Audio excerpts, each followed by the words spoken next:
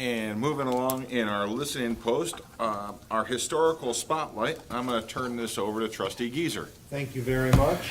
This is the 200th year, the bicentennial of the state of Illinois, and in honor of that, we are learning a little bit more about our region, our state, and our community by doing historical spotlights. And today we're going to learn a little bit more about the creation of the Carroll Stream Park District. And to help us do that, our Carroll Stream Park Commissioners, Jackie Jeffrey and Brenda Gremmen. Thank you for joining us today. Thank you for having us. Is this the right place? This is. Well, thank you. It's an honor to be here. Can you hear me okay? I'm Brenda. This is Jackie. And the Carroll Stream Park District came into existence 54 years ago. An election was held, and voters approved the creation, and they also elected the first park board of commissioners. There were 4 of them. Wilbur Kent, you might know as Kent Park. George Kostopoulos, you might know as Lake George. Fred Mitchell, Mitchell Lake. Robert Simkis, Simkis Center. I think I said 4, there were 5. And Gerald Walter, Walter Park. In '65, the first employee joined, and he was Chuck Siegler. He was a part-time math teacher at J Stream, and he was a part-time park employee.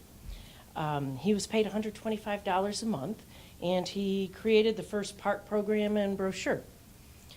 In '69, 4 years later, he became the first executive director of the park district. He was and he made $12,000 a year. So I'm trying to give you some interesting facts to creep into the history here. So he was followed by several very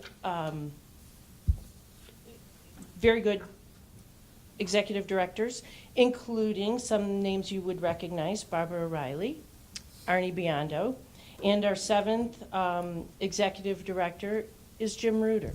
So since 1969, we've only had 7 executive directors.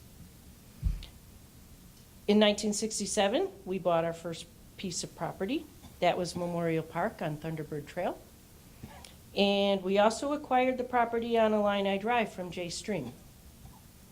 That was around 46 acres, and it was at the time when the Apollo 11 first landed on the moon, and so that park was named Armstrong Park, and the community center there was called Aldrin Community Center, and the outdoor pool was Collins Pool.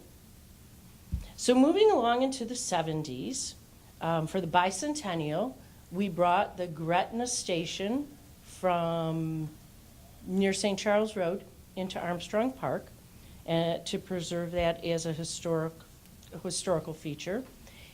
Also in the 70s, the outdoor pool was enclosed. Carroll Stream was growing so fast in the 70s and 80s, and many different parks were developed and added throughout our entire community.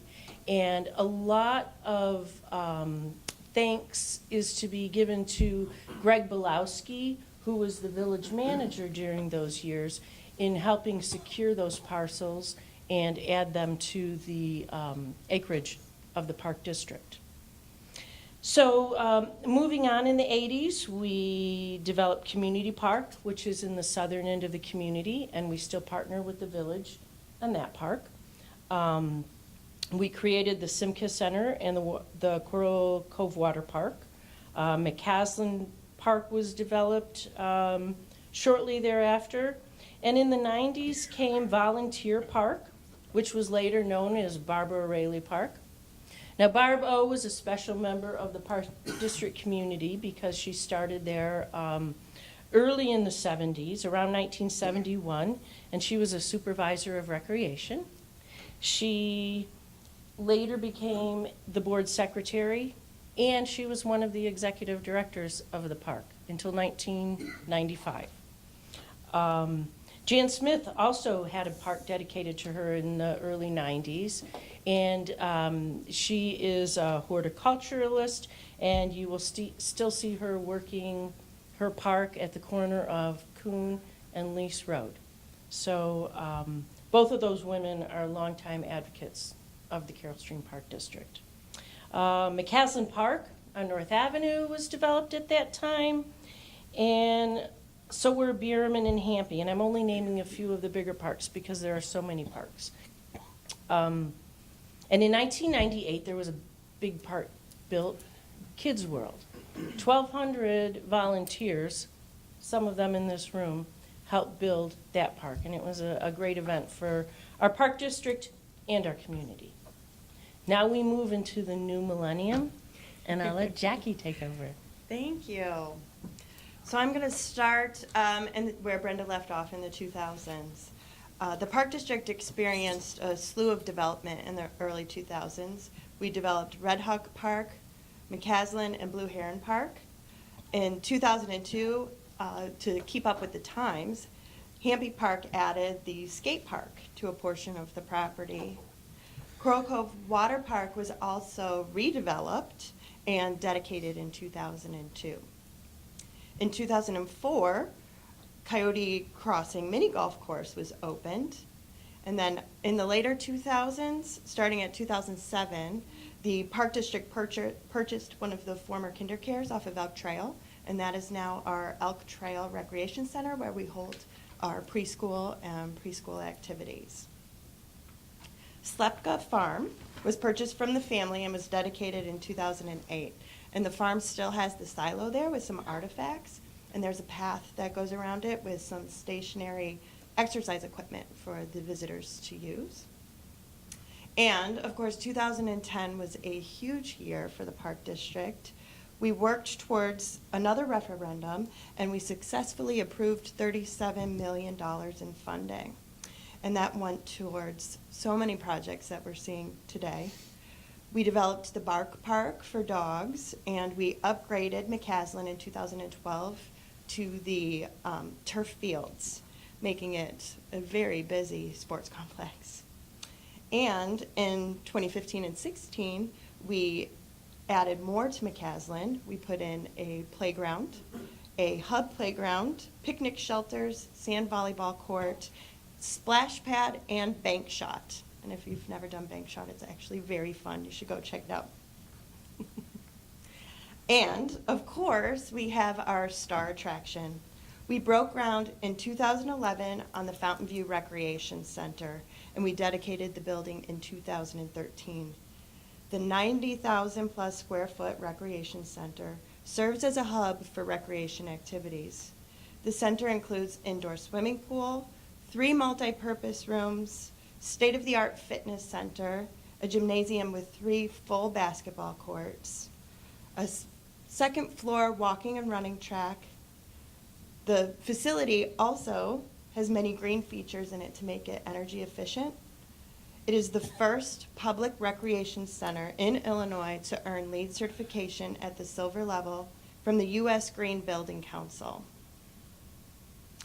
In an effort to continue to build quality parks on a budget, the Park District leased the property from the public library to build the area's first disc golf course in 2015 on the property that was known as the Thomas Kuhn family property, and that is now our Horizon Park. And as we continue to build new, we do not want to forget the old.